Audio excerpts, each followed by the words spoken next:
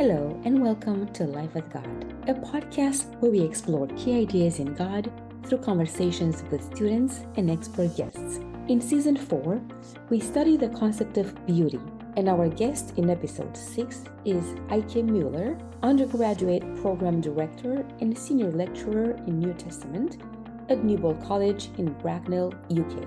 We're also joined in this conversation by Eric Appler, Ingrid Dimitrescu, Marius Jensen, and Juan Sanchez. Before the discussion, we will spend 5 minutes getting to know our guest.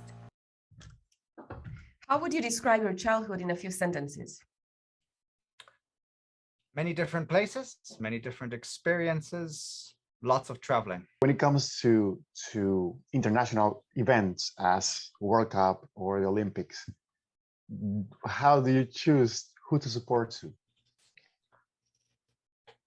I guess whoever's playing. So I have different allegiances. Actually, there's a really interesting. I got upset at my brother when I was I don't know, 15, 16. My brother gave me a jersey of the Dutch national team. It's nice. as a birthday gift. And at that time, I wasn't that much attuned to or appreciative of my Dutch heritage, or the half of me that is Dutch. And I was thinking, as I opened the gift and as I politely said thank you, I don't really. Why didn't you give me a German national jersey? You know, the Germans have gotten somewhere. A soccer jersey, right? This is all soccer, of course. What else could it be? Yes. Cricket. We don't play cricket. Not to offend the cricket players, may they flourish. But soccer is what we play in Europe. So I was offended, and it took me a few months, I don't know, maybe even a year, for me to actually really appreciate that and learn to love that Dutch jersey and that realization that's actually who I am. I'm not a full German. I can't fully commit to one side or the other. So there's a long story about how I learned to be more appreciative through a gift that I didn't appreciate at the beginning of my nationality or my heritage. What do you like the most about yourself? About myself? One thing that I've said before is I try to be balanced. And I know everybody wants to be balanced, and everybody thinks of themselves as being balanced. But I mean that in a variety of ways. I don't want to be the expert I realize I'm not the expert in New Testament studies. I chose a THD to be both New and Old Testament and have a foot in a cognate as well, because I like that balance, or having your foot in different places and trying to combine those things. So that's how even in terms of characteristics, I'm not a very sanguine person, but I try to find that balance between sanguine, phlegmatic, choleric, melancholic, if we categorize into those 4 categories. That balance of things where you're valuing different traits, and I try to balance myself out. If I realize I'm a bit too much of that, let me be a little more reflective, or let me be a little more outgoing. I try. I don't say that I've succeeded that, but that's something that I would value and I strive for. What is the most interesting animal you have seen during your travels? Oh, I think I'd have to say the elephants in Thailand. That was an incredible, memorable experience. I love them. Just the texture of their skin, just that thick but detailed, and I just love elephants. I've been to Thailand several times, and I've seen them on the side of the road, or even in when you can go visit them at these, I don't know, you don't call them elephant farms, but these elephant places. Anyway, both up in the north, Chiang Mai, but also down in the south of Thailand. I think elephants are amazing animals. So yeah, I'd have to say the elephant that I've seen in the wild, or semi-wild, or something like that. if you had the choice to, what would you choose? Speaking every language on the earth or being able to play every instrument? Oh, that's a hard one. If I'd have to choose, I don't know. Maybe here's a little bit of background about me, and I guess that's why you're asking the question. I'll expand on that for just a minute. In terms of music, I've enjoyed music. And actually at the end of my high school experience, I had done a emphasis in my high school experience in music, and I thought about going to the conservatory. So I have a close affinity to music, but in music I've always wanted to be perfectionistic, I guess. Maybe that counteracts the balance that I talked about before. And so I've preferred perfection over multiplicity. And so maybe I'd have to choose languages to communicate with people and to break those barriers. But then again, you could argue if you speak a lot of languages, you're not going to be perfect at any one of them either. So maybe your question didn't even imply perfection, maybe just a God-given gift that befalls on you, and then it would be even harder. Thank you so much for this picture of you, Eike. Let's start a conversation with the New Testament, and our topic is beauty. So trying to find a reference point. This is a main goal of the program, Life with God, trying to find a reference point in Scripture about God on these concepts that we use every day, that are part of our existence every day. So how does the New Testament portray beauty? That's a very interesting question, and one in preparation of this that I thought about. And there is only a single reference to beauty in the New Testament. The Greek word for beauty only appears a single time. And it appears in James chapter 1, verse 11. This passage is well known, but you'll probably be surprised at the outcome. The sun rises with its scorching heat and withers the grass, its flower falls, and its beauty perishes.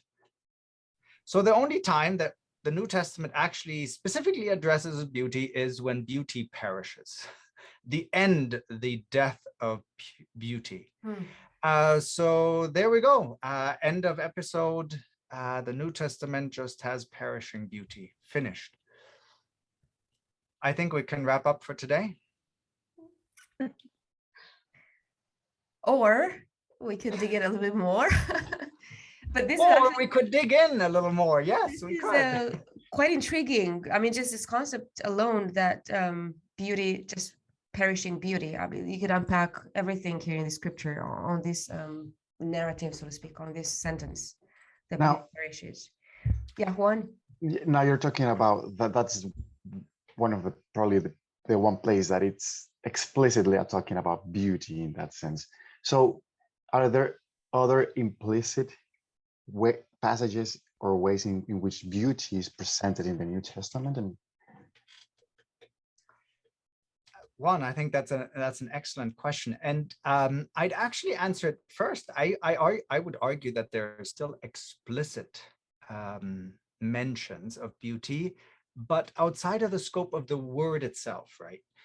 So I prefaced this with the word, the one word, but there's many ways that you can describe beauty, right? Maybe the interesting thing, just before we get into the explicit, before I answer your question, the interesting thing is that this verse is used in Johannes Brahms' German Requiem to preface all the horrible things that go on in the world and how death has overcome the world before he enters into the rejuvenating claims of, and Jesus is risen, and there will be beauty. And so this is the counterpoint. So we're starting with the counterpoint, and much like Brahms's Requiem, if we're going to talk about beauty, this majestic piece that deals with death, and then how we go and transcend death as humans, and how our faith in God preserves us and carries us through the mourning process of loved ones. That's actually, I think, what Scripture does as well, right? It carries us through that. It doesn't diminish that bad things happen. And so that's the important point. So are there explicit passages? And I would argue, yes, of course. There are some that are just brilliant pieces, and they are more descriptive in terms of that. And maybe the very first one, if I were to ask you, you'd probably say, well, if I look at descriptions of beauty in the New Testament, well, the first thing we'd have to realize is that beauty is, as is said, right? Beauty is in the eye of the beholder. So there are different perspectives of what we like, but there are some universals, right? A sunset, or a beautiful creek in a desert region. You know, we would all kind of say, if I were to show you a picture of a beautiful sunset, or just before I came here, we had a double rainbow in the evening sun. It was just one of the most majestic rainbows I've seen in a very, very long time. I actually called my wife. I was out on my bike. And I'm like, you have to go outside. You have to see this rainbow. And she was already out looking at the rainbow. We would all say that's beauty. And so there are some universals. And I think and I think the Bible does tap into that. And we see that particularly, the explicit examples would be Revelation. Revelation describes this. It comes to the conclusion that there's a new Jerusalem and it's beautiful. Where gold is the pavement, right? It's not even, we often depict Revelation, this picture of the New Jerusalem, as just gold. It's not all gold. That looks gaudy. It's not beautiful to me in any. That what is most beautiful to us is just pavement. What is most precious to us is just pavement. And that's just the beginning. We talk about pearls and crowns and all of this. There's this whole depiction of beauty. And I think that's a good starting point for where we want to go. Since you said that beauty is in the eye of the beholder, defining beauty can be very tough. Yet God is described through anthropomorphism, or the attribution of human characteristics, as always beautiful, never as ugly. Why is that?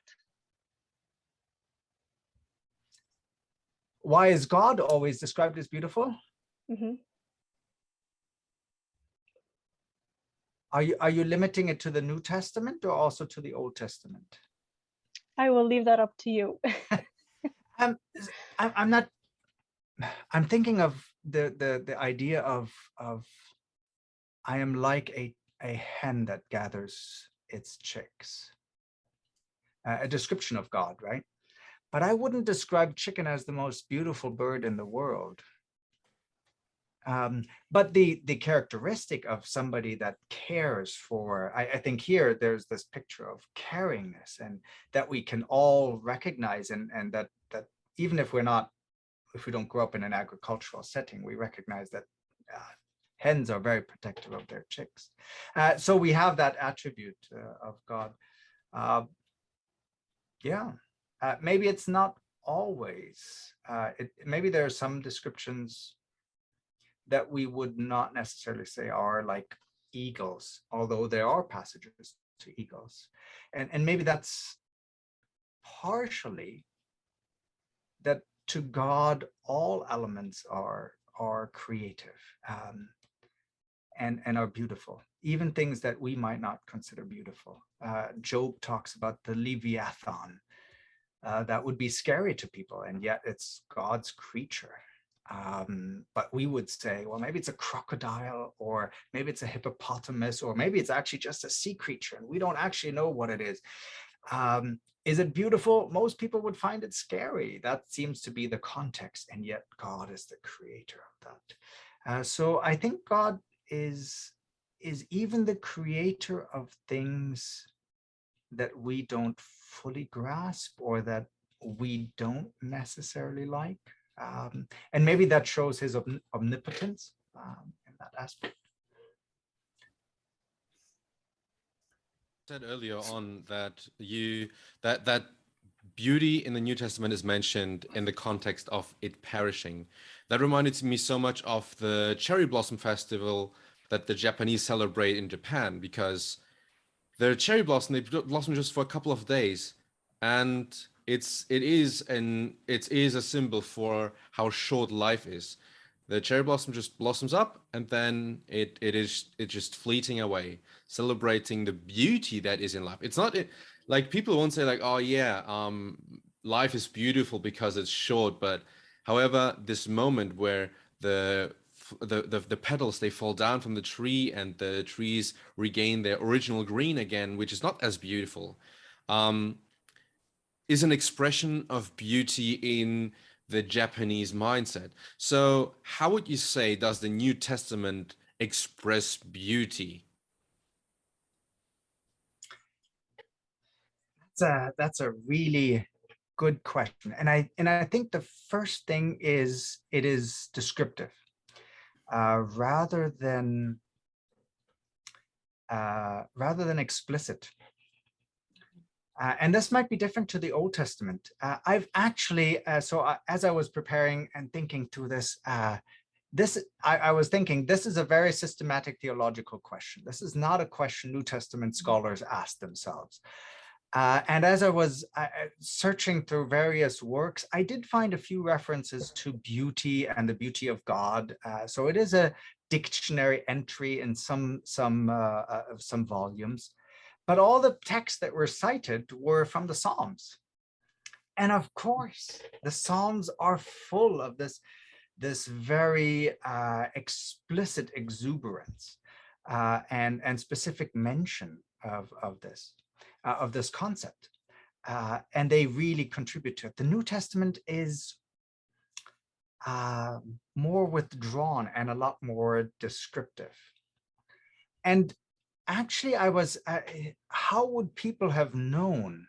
And as I was reflecting on this, maybe what we need to do is actually Revelation is probably the most descriptive. So we have the New Jerusalem, and it has an interesting blend of what we must say are things that are undescribable or have no relation to us today, or we don't know what to make of this. When we start Revelation, the first great depiction is that of Jesus at the end of chapter 1.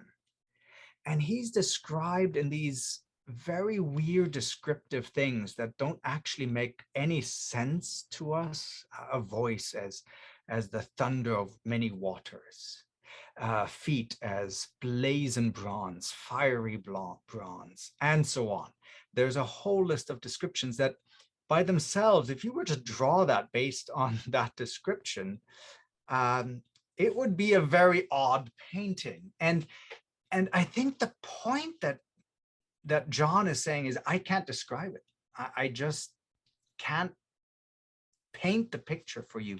And in that sense, he's reminiscent of Ezekiel and Zechariah and Isaiah and their grand visions of this other place that is just beyond us. And the New Jerusalem at the end kind of makes reference to these things again, that to us gates out of pearl and streets of gold, they just don't really, we have no comparison point for that. There's a context, we might say, well, there's, as I said before, there's a certain wealth and there's what we consider beauty as pavement there. There's a certain context, but it's just not, it doesn't make any sense to us. As even the dimensions, the size, nothing in that makes much sense. So there's this extra, this heavenly beauty that is being represented very poorly in human words. At the same time, they're also very relatable things for us. A tree, a river, that are also in the new heaven. And it seems to be this blend of things that we recognize and yet things that we don't recognize. And this marriage, it's not just everything is out there. They're actually already on this planet, in our surrounding, things that will be on the new earth. There will be trees. That's a creature, that's a creation of God. It's beautiful. And so the heavenly New Jerusalem and even the depictions that we have, they're this mixture of various elements. And that I find very intriguing. And it will be beautiful because of that.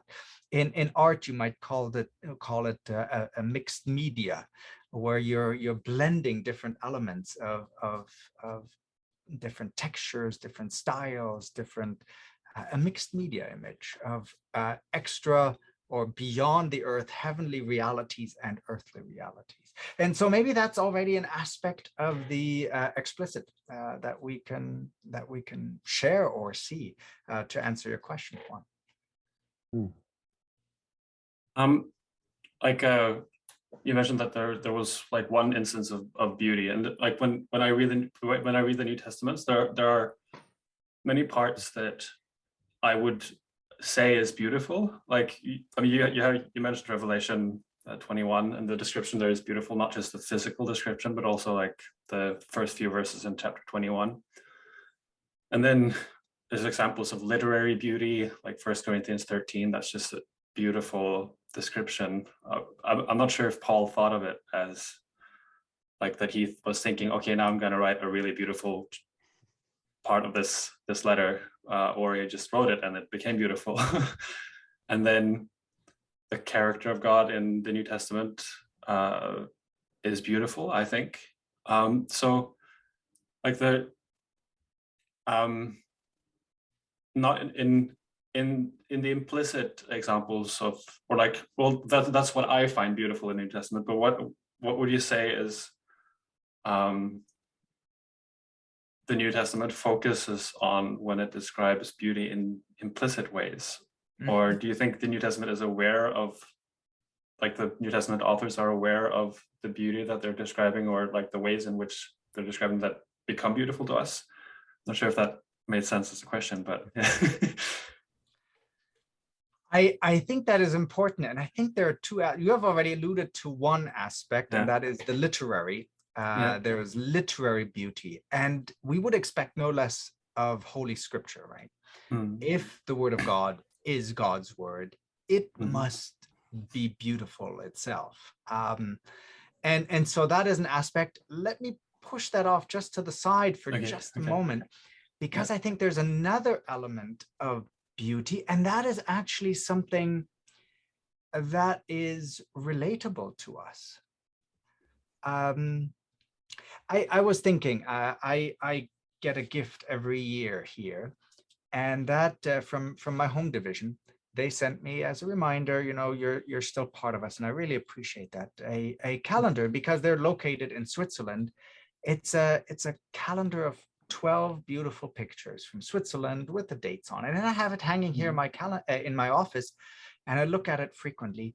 And as I was thinking about this, is what I mentioned earlier, right? What are some of the things that we all kind of innately gravitate to and say, well, there's a certain beauty in that. And I think that the New Testament highlights some of these natural landscapes even.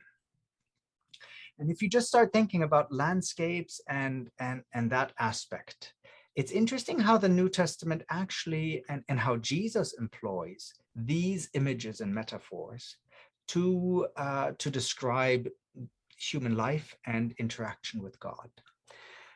If you think about some things, for example, the parable of the sower, you have it culminating in harvest. I remember taking pictures of my girls running through a field full of harvest. It's just a beautiful picture. The swaying of these kernel of wheat and in the sunshine.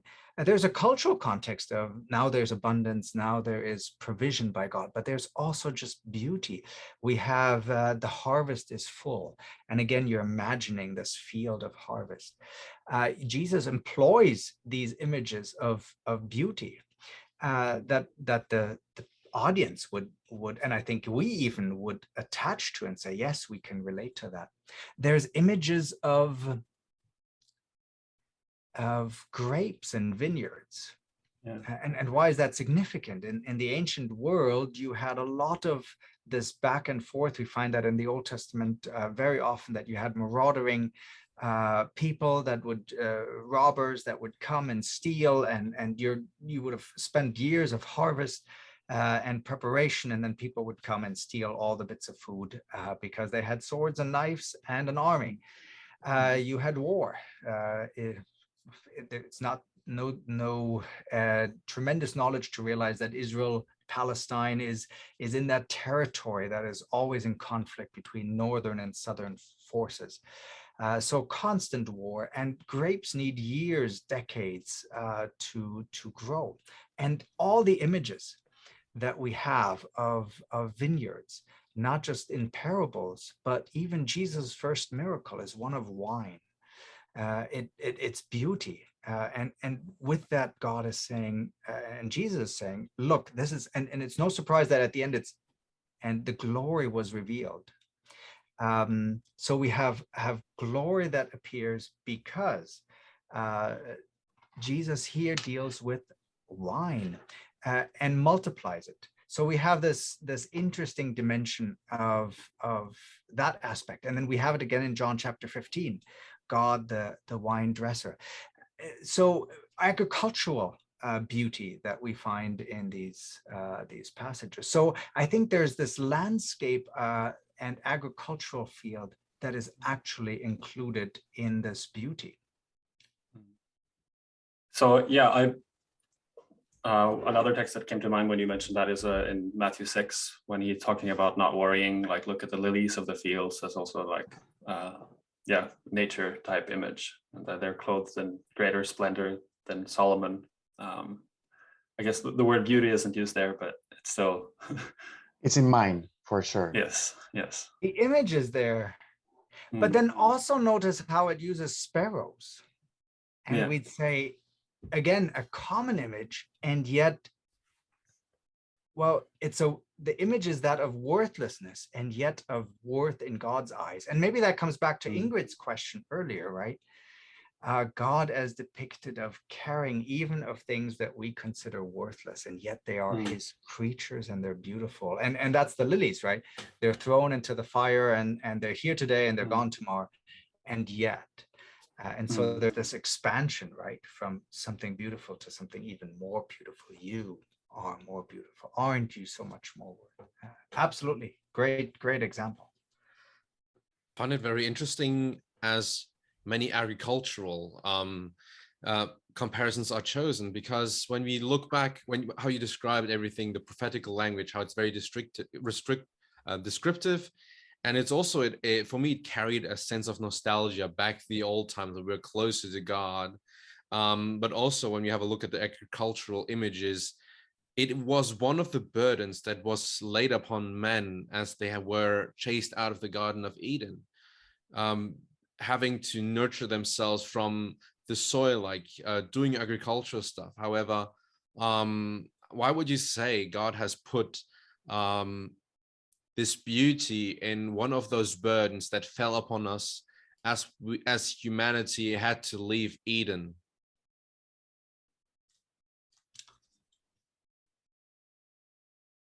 Say that again. Why did we lose beauty? Is that, sorry? So there is this beauty in the picture of nature and agriculture. However, also doing agriculture was one of the things that we had to do as a humankind when we had to leave the Garden of Eden. And I'm still surprised. Why could it be that there are so many? Of course, that is something that is, it appears beautiful to us, but I just wonder how we find this. It just surprises me that we find this beauty in the menial task that we have to do to survive, to nurture ourselves. Thank you, Eric. That's a really good question, and maybe I'll just shift that a little, that your comment a bit. Maybe it's not agriculture that is the problem, because Adam and Eve took care of the garden before we had the fall, pre-fall. Adam and Eve were already engaged in agricultural work to some extent, taking care of the animals, of course, but also taking care of the garden. And that might have included tending after the trees. Maybe that's what Eve was doing when she was when she met the snake, looking after the trees, making sure that everything is going all right. They were in charge of things. The problem post-fall is that it includes a lot more work. So it becomes tedious work or difficult work. One thing that I find is that even in that process of tedious work, there's one aspect that I think about when I pray before eating a meal, and that is how much of a gift that we might not even realize anymore because we're so removed from food production, how much of a gift it is that that process of putting a seed into the ground and giving water and then making sure it has light and sunshine, that makes something grow. It's very dependable. And we actually even have agricultural science that how much fertilizer do you need to, it's not a random process. It's actually a very, very dependable process. And that to me just shows that even in this tedious process, God remains reliable. And ancient people that had difficulties of seasons or bad things happening, we see how that impacted the Ruth story or other stories of how much a single season could ruin a livelihood or a family.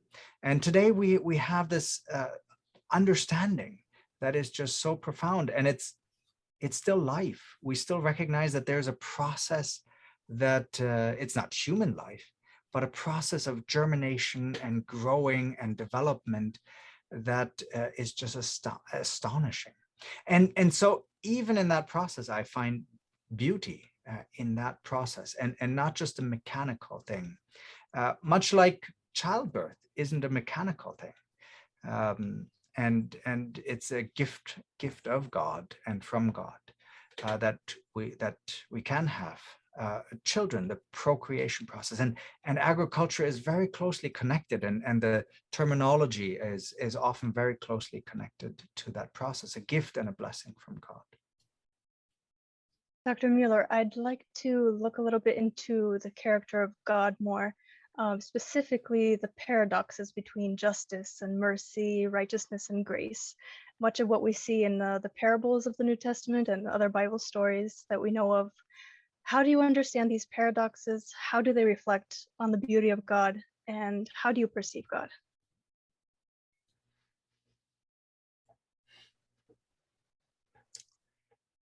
There are a lot of paradoxes. You are right to mention that. And maybe part of the complexity is that I won't be able to answer that question fully, and that I don't know that we always understand it. And that if we resolve those too quickly, we might actually misrepresent God as well. We like to resolve problems. And that usually means solving a problem one way or another, especially if there's a bit of tension. I think maybe the best thing is not to focus on a single aspect too much, but again, come to that aspect of balance. I guess that's the catchword for this episode, looking at a variety of aspects. So yes, you could say there's, for example, in the process of we have this image in Matthew, in the closing chapters of Matthew, of God separating the goats from the sheep. There seems to be a certain randomness about it, right?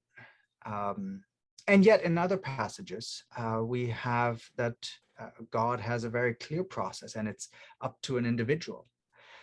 For example, the image of the path.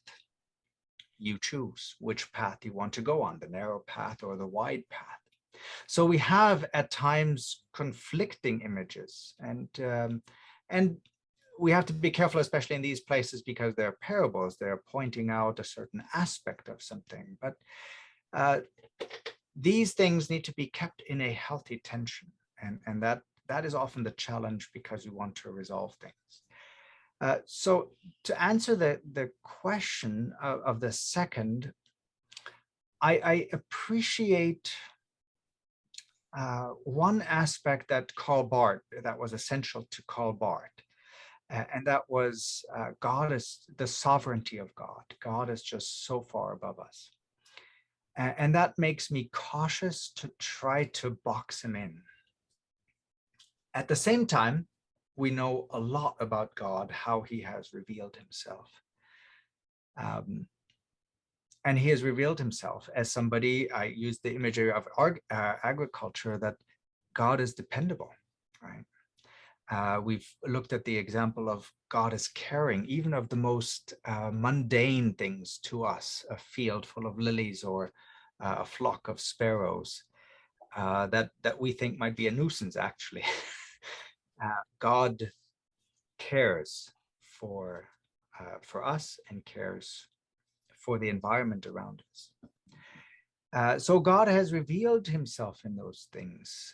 God has revealed himself to have come down for sinners. I have come to save and redeem those that are lost. That is an imagery of God actually getting himself dirty. So you had asked the question earlier, right? God is always described in well, maybe he's not always just described in beautiful things. He's the one that transcends from heaven onto earth. And if we see this incredible hymn in Philippians of who Jesus, he did not consider it to be wasteful, to be useless, to become man. This idea of becoming dirty or becoming one with, to transcend, that is an incredible imagery of shedding beauty. And then that gets transported into dying on the cross. This aspect of God suffering and dying for our sins. And in some ways, there's even beautiful imagery in that, the imagery of a lamb that we would all say is cute and cuddly and nice and furry, and yet it's a slaughtered lamb, right? So it combines these paradoxes again that you were talking about. And so maybe that's why I want to keep that sovereignty. One aspect that I think is maybe more important to me, maybe because I feel it's underrepresented, or because it makes the difference between, for me, all the other gods or all the other deities that very many religions adhere to. All religions have a image of a beautiful God. If you go to Thailand, to come back to that, you have beautiful temples. You have beautiful depictions of what the afterlife will be like, also in imageries of nature at times. So what makes God, the God of Scripture, different than these other gods that are out there? And I think it is this one aspect that God shares his beauty. What we find in most other religions is that this is something that belongs to God and there it stays. But what I see in Scripture is that God shares, and God wants us to be a part of that. And that is actually also a part of Revelation, right? So we have this depiction of Jesus in chapter 1, and then we have this depiction of chapter 4 and 5, another throne room scene. And in this throne room scene, we see already representatives of 24 elders of humanity. We see representatives that we can't describe, 4 beings, and that's all that we can. They're strange looking again. Again, this mixture of something relatable and something unrelatable. There's beautiful hymns coming already and foreshadowing, Marius, the linguistic element of these beautiful hymns that just crescendo as the passage increases. There's imageries of animals, the lamb and the lion, that we find in chapter 5 in this larger scene. And yet the whole point of that scene is that, yes, Jesus is there, but he wants us to be there as well. So in chapter 14, then the redeemed are there. This is not just for God. This is not just to exalt himself or just to be pompous. This is not the kings of the Middle Ages that build castle after castle just to feel better about themselves. This is a God who shares, who starts off in chapter 1, you are my kings, you are my priests. This is inheritance that I will share with you. This inheritance I give to you. And this sharingness of God, that is something I do not find anywhere else.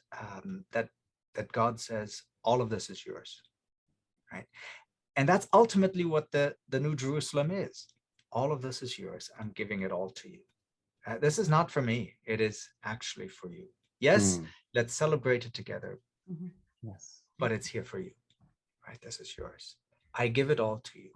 You are my inheritance. You are my children.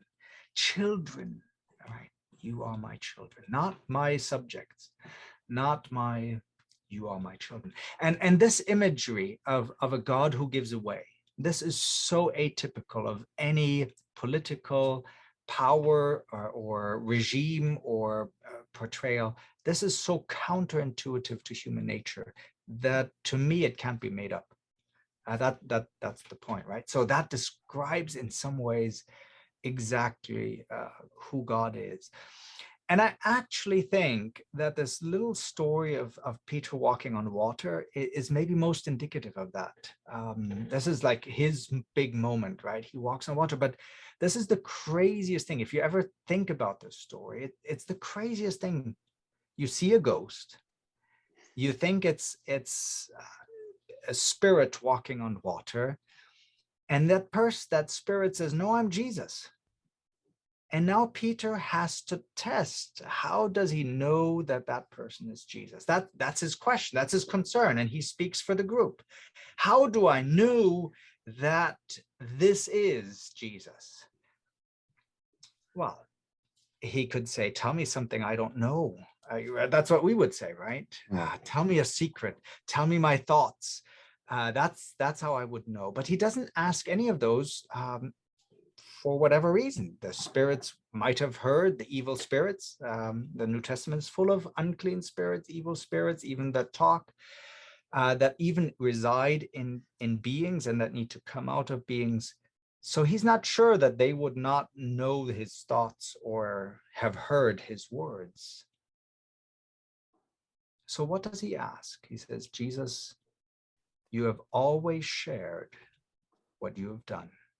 You healed the blind, and you asked us to heal the blind. You've driven out the demons, and you've asked us to drive out the demons. You have said, I'm going to preach and proclaim the good news, and you have sent us to preach and proclaim the good news. There's nothing that you have ever withheld from us. There's nothing that is secret to you. You've shared everything. And if you're really Jesus, you would share this as well. Let me walk on water. And that's what he does. And I think he's found out that profound truth about God. God is a sharing God. And that is also true for beauty. And that's why we are beautiful. We as human beings are beautiful because we're created in his image, right?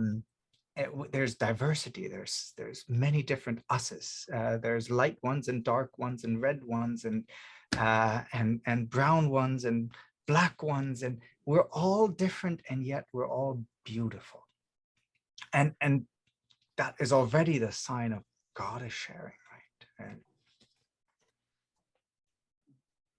would you say that the New Testament also draws beauty from foreshadowing how it's going to be? Because when I think about the New Testament, of course, we had the parable aspect, but what happened also in the parable aspect is the events of miracles, which is sort of a foreshadowing of, living in a world where there's no pain anymore. So how would you say, does the New Testament describe a beauty that we can look forward to, but that isn't here yet?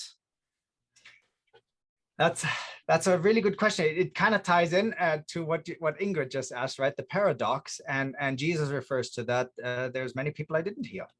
Not everybody got healed at the time, and yet, for a blind person to receive sight, there's probably very little that is more beautiful in his life than that moment.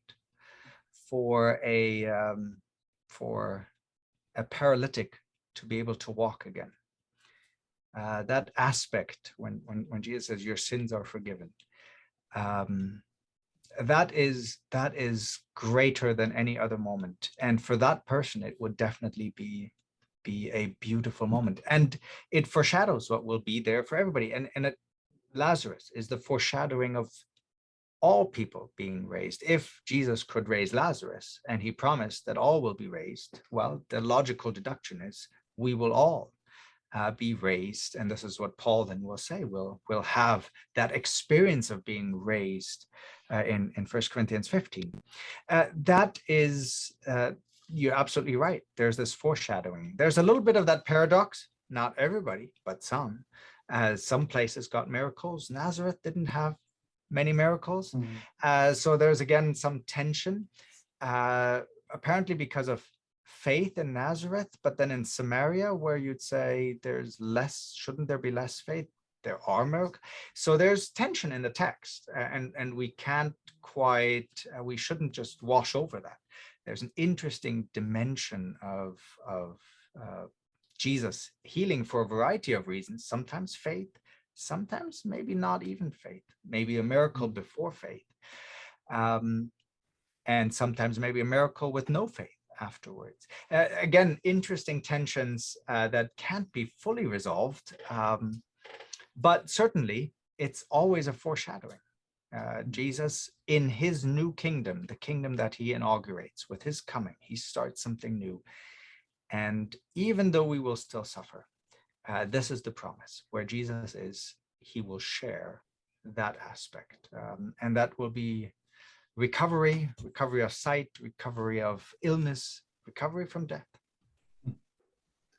So you've shared some different aspects of beauty in the New Testament, like from the descriptions of New Jerusalem about the streets being made of things that we consider beautiful, the landscape of beauty, and then you shared this with that God is sharing, and I found that particularly beautiful. But I wanted to ask, do you think there's a focal point in the New Testament on the concept of beauty? Like, would you say that the sharing is maybe a focal point of the descriptions of beauty in the New Testament, or does the New Testament have a focal point in regards to beauty? I think that's a really good question. And I actually thought about is there a unifying factor, or are there just, is there no unifying factor? We shouldn't force a unifying factor if there isn't. Yeah. I do think there is an interesting focal point, and I don't think it's the sharing, though I think it's implied. I think Revelation actually might have the clue to that.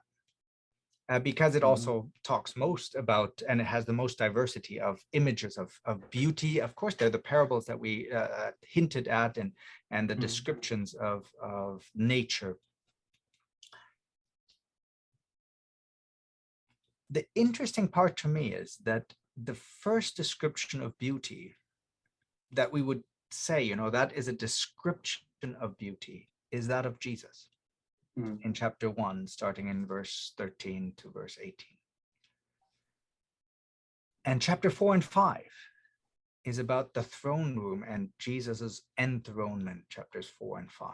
It's again focused around Jesus and what he's done. And then even in the final chapters, it is what Jesus does for us. And so I think that is that whole new perspective, right? If we look at the Gospels, it's Jesus talking about what he has created.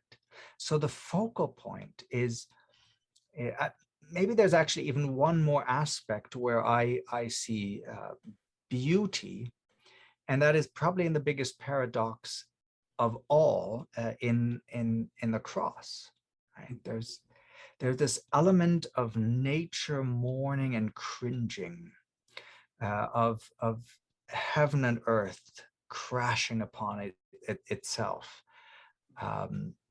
There's that earthquake. There's a natural process that happens, and yet in the midst of that process, there are people that come out of their graves, according to Matthew.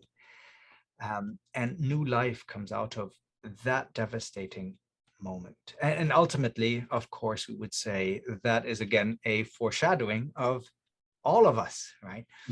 So there's multiple dimensions, but here these worlds collide.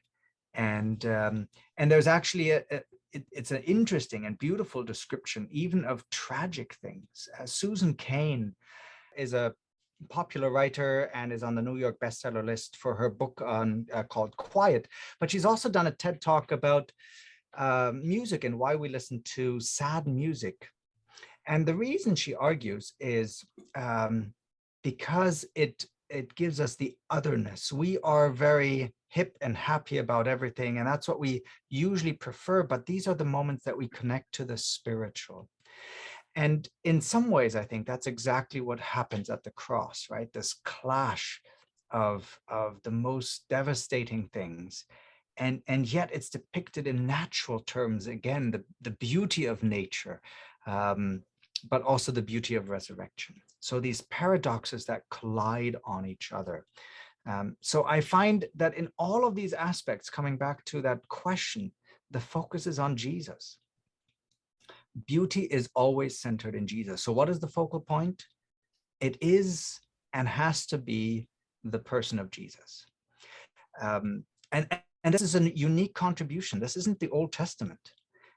This is a unique contribution of the New Testament. Jesus is the one that speaks about beauty. Jesus is the one that shares about beauty. He is the one that is beautiful. And in him, we ultimately also can experience his beauty and the beauty that he wants to share with us. So that to me is that tremendous image, and it's all focused in Jesus. And I think that's what Revelation wants to point out, right? Jesus is the focal point of that. And so if we start that discussion, this is the most immense picture of beauty, and it transcends from there to other aspects of it. Yeah, it's interesting what you say about like contrasts, and because like the cross itself is one huge paradox in terms of beauty, because it's an ugly thing. It's like you could say it's a criminal being crucified, kind of, but it's not. Like it's when you look at the meaning of it, it's something immensely beautiful. And yeah, that's and it's this, we would that firefighter that runs in to save a dying child or something, right? We would say that is beautiful. Yes. I recently saw a whole book on 9/11 and what firefighters did and the amazing bravery and all of that, right? We celebrate that as something beautiful in the midst of tragedy, and yet something much greater has happened at that moment. And so, yes, that's a different kind of beauty, and yet maybe the most important kind of beauty. Yeah. You mentioned in that in Revelation we find a lot of descriptions of beautiful sceneries and visions that John saw, right? And is always related to celestial things and to God himself. Now, to me, as you were talking about that, and this is a while back in our conversation, but it's interesting to me that I think it's in Mark 13 when the apostles are showing Jesus the temple. Hey, look how magnificent this building is, and his answer seems like contradictory. Instead of appreciating the beauty, because we as humans we appreciate the architecture. Something that I enjoy going to New York is I'm amazed at the architecture of the city, but the different cities have different beautiful architectures. Then my question is, how in the New Testament then can we see a little bit of contrast between what humans consider beauty or what we have or what we experience as beauty is contrasted with what God sees as beauty? And I don't know how to make up that question, but I see a little bit of two different sides of the same topic of beauty. I'm not sure I would center it around beauty, though. Okay. I'm not sure Jesus denying the beauty of the temple, even in its agricultural, in its architectural form, and certainly in as a shadow of what we would find in heaven. And that's, I guess, Revelation is trying to say something and it can't really express that. But Jesus isn't denying the beauty of the architecture. He then says no stone will stay up on top of each other. Yes. He is attacking the religious lack of spirituality that's actually there, right? He has cleansed the temple and he goes there to fill it, but he says it's it's a den of robbers. You've made a house of prayer a den of robbers. He is attacking, and ultimately in his death again, right? The temple curtain will rend. Yes. You're talking about Mark. He actually uses, just to show some literary beauty as well, he uses the same term of tearing from top to bottom of the temple curtain that he uses for baptism, his baptism, when the heavens tore open, and that same word is being used, that tearing open, and suddenly everything is revealed. Jesus is revealed, and the hypocrisy of the temple is revealed, and in its place Jesus is revealed. So you have this revelation of Jesus at the beginning, and the revelation again of Jesus, but in this case also with the futility of the temple at this point, because it's no longer there for a purpose, and the hypocrisy of the temple. I think that's what he's addressing, and therefore it's useless. It's not about beauty itself. And that's why I wanted to point out, right, in the new heavens, we have both otherworldly beauty, but also beauty that we can already relate to, with trees and rivers and fruits. And that's why I don't want to make this distinction about, well, everything is just going to be the other world. No, Yes. No, already this world is God's beauty. This is already his footstool. He created all of these things. Yes, there is more, but let's not denigrate what we have. And maybe that's been our problem in the past, that we say, well, all of this is ours. This is just coal. I can just burn it. This lack of responsibility. We can just take whatever. This approach to ecology. And that's what I want to prevent us from doing. I think it's a mixture, because this is already the environment around us is already God's gift that will be enhanced in a kingdom to come. Yes. But it's already part of it, and we can already enjoy parts of heaven by looking at a tree. Thank you for sharing that, because that's a slippery slope that we as Christians may fall into, having some of a disdaining attitude towards what we have here on earth, when we can experience as also God-given too. So thank you for that. Yeah, as a follow-up to Juan's question, and also bridging towards the takeaways, I'd like to bring back the concept of process into the discussion a little bit. You mentioned at some point that beauty is something in process, or something along those lines. And I think also when you ask questions of definitions, which is really the question we're raising in this program, how do we define beauty? And we look for God for direction. But then the question that I've been wrestling with lately, as we keep having these conversations, is that a static definition, or is that a definition in process? Because how do we even understand God? How do we even think about God as something static, or as something that experiences, an entity of being that experiences life and that continues to create life, that continues to move through a temporal dimension, right, with us? And that I think will give us at least two dimensions: one universal, and you've alluded to some of those elements, Eike, but also the progressive aspect. And I really like that. I think you've tied really nicely together those two with illustrations on Revelation 21, moving us, helping us see how the linguistic limitations that we have can even cover some of that potentially progressive aspect.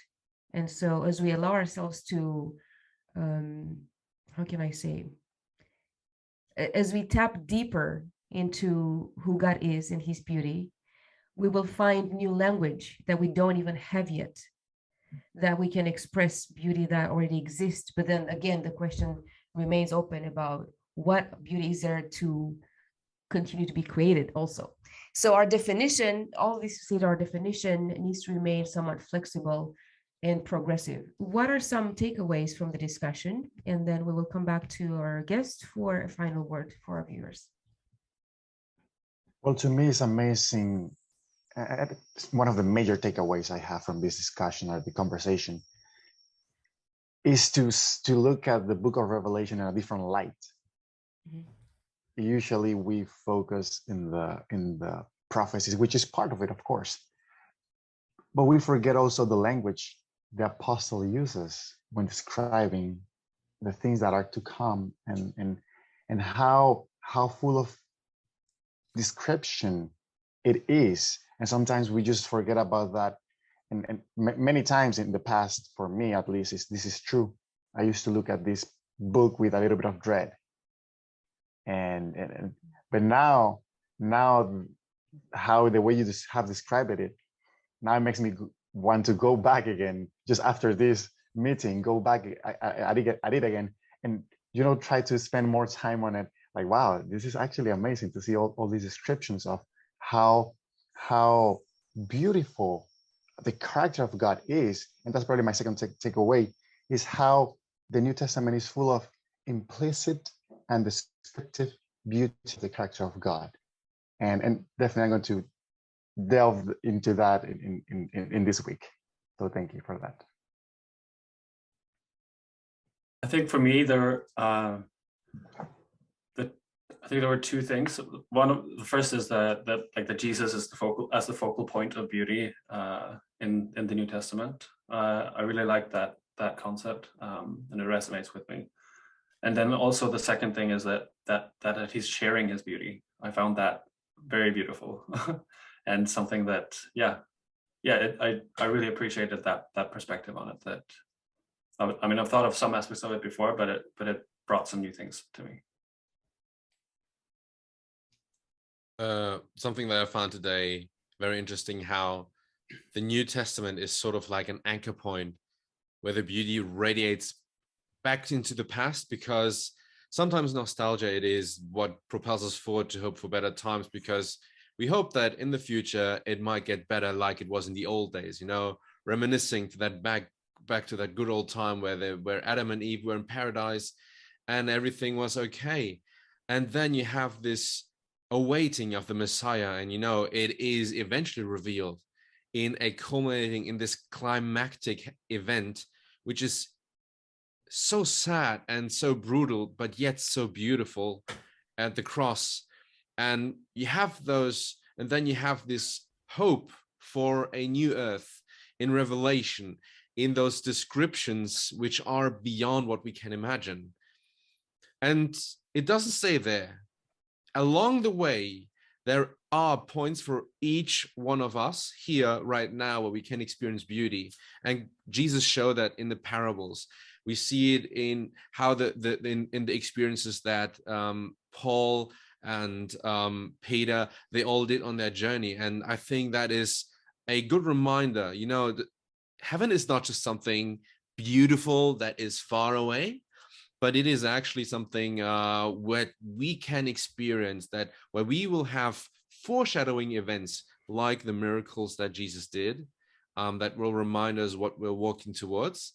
And it is yet something that we can experience something right now. Thank you very much for today, today's discussion and thoughts. When we look to powerful leaders, there's no comparison to God. As you said today, he is dependable and caring and focuses on the aspect of balance in his beauty and creation. Beauty is always centered around him. And I was moved by the thought of God wanting to share his beauty with us and celebrate the New Jerusalem together for eternity. So I really look forward to that. I think for me, Revelation 21 is actually my favorite chapter of the entire Bible. So I like the focus on that. And especially around the concept of beauty. I once had a dream about the second coming, and it is still vivid in my head, but I still cannot explain it. I've seen colors that are pictured in my head, but I cannot find language to describe them. And so I have a little bit of glimpse of that my limitations now as a human being, but also a little glimpse of what is to come, for example, even if God just used my imagination for that. And so I really enjoy the focus on that, and the kind of these two blended perspectives that have been shared as a trajectory of the conversation. I think beauty that already is here, that we need to take time to notice, that we think is maybe simple. Beauty of nature, we think of it as simple. In fact, it's very complex, but it's simple because it's very easy on the eye. It's very easy to be around. It's not overwhelming in that sense, I think. So I'm challenged to spend more time noticing the simple things of God that are a huge part of our life, but also to be continuously excited in anticipating progressive beauty that I will continue to discover, not just at the second coming, but throughout eternity. So that's a really nice prospect for me. Thank you for painting that picture for us. Eike, final word for our viewers and our listeners. Sure. Well, thank you for this discussion. It's been interesting. I want to add one more aspect kind of at the end. We started by looking at the one time the word appears, and I want to share one time where it doesn't appear, but translations have added it. And I would argue for good reason. And that passage is in 1 Peter 3, verses 4. And I'll just start in verse 3, and I'll just read it to you, and you'll see why the word beauty isn't in the original, but it is in translations. Do not let your adorning be external, the braiding of hair and the putting on of gold jewelry or the clothing you wear, all beauty in our eyes. Though the Bible isn't necessarily against some of these things, using imagery of golden crowns and other things. But now look what it says in verse 4. But let your adorning be the hidden person of the heart with the imperishable. And here, translators, there's a gap in the Greek. We don't have a word, and translators add imperishable beauty of a gentle and quiet spirit, which in God's sight is very special. It's very precious. And this word beauty here, I think, fits very well. It's the context of beauty. It's the context of external versus internal beauty. Some have put in the word thing or something. The Greek just has a dative there, a dative adjective. It doesn't actually specify it. And I think beauty is actually exactly the right word. Some have put in ornament. It's kind of the same thing. But this one place here talks about that one aspect that still needs to happen in our discussion. And that is the New Testament, directly and implicitly in many other places, talks about a character that God's followers have. In this case, it's women, and they're exemplary of all believers in this case, that we should all have a character that models what God has demonstrated, what Jesus has demonstrated. And in that relationship, we now get to mirror God's character in our character. And that is the beauty of a gentle and quiet spirit, which in God's sight is very precious. By beholding, we become changed by seeing Jesus and who he is. And in that relationship with him, it also changes us and we become beautiful, not just because we are beautiful as people, but also our character becomes beautiful. And that, I hope, is something that everybody can experience. It's something that comes because we have chosen to follow Jesus. It's not something that we have to work hard at. It does take perseverance and faith, but it's something that God does to our heart. He transforms it. He replaces our heart of stone, to use terminology from Ezekiel, into a living heart. That is what is precious in God's sight. That is beauty that we can demonstrate to the people around us. And then they will see that we have a relationship with the one who is truly beautiful, namely Jesus. A heartfelt thank you to our special guests and to the student panelists for their thoughtful engagement. On behalf of our sponsor, the Adventist Theological Society, and on behalf of the Life with God team, I would like to also thank our viewers and our listeners for being here.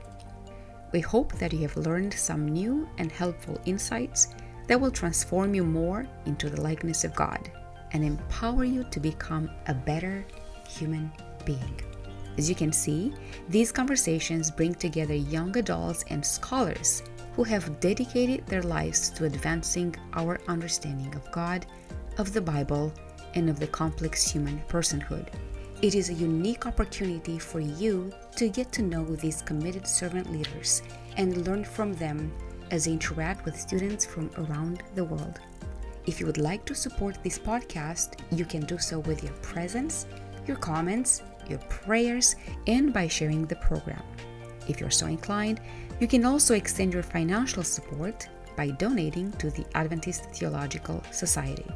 To do so, go to www.atsjats.org/resources and find the Donate Now button. Make sure you also subscribe to the Adventist Theological Society YouTube channel, where you will find past and ongoing seasons. Thank you again, and I hope that you will join us next time as well.